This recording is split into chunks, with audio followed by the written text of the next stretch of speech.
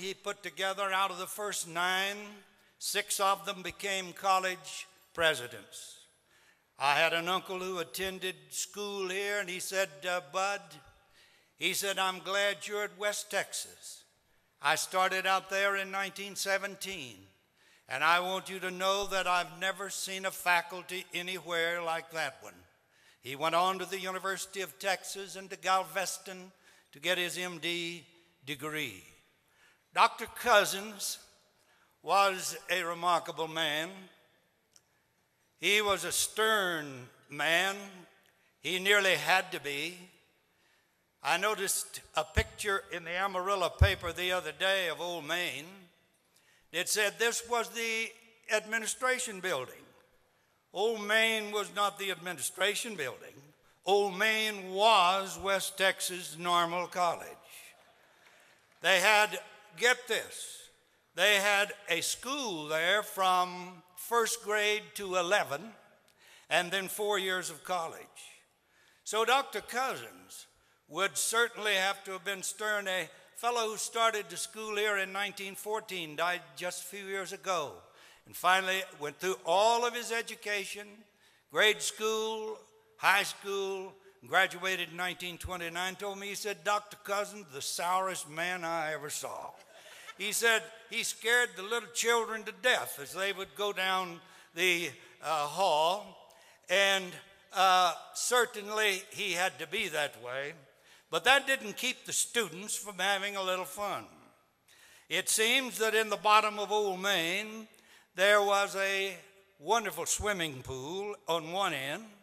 There was a gymnasium on the other. Everything was segregated back in those days. I mean between sexes, not race.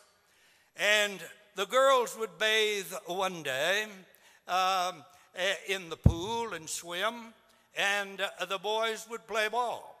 So what the boys did is they had a fellow that he couldn't see a thing without his glasses, and he was kind of shy. So they all went in.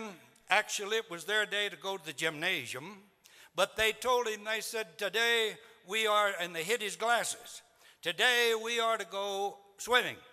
And he said, no, you're mixed up. Well, they said, here's the schedule. Well, he couldn't read the schedule. So they decided they would all put up a pot. There was money, there was dice, there were knives, there were watches. They all put them in a pile. And they said the first one who gets into the water wins the pot.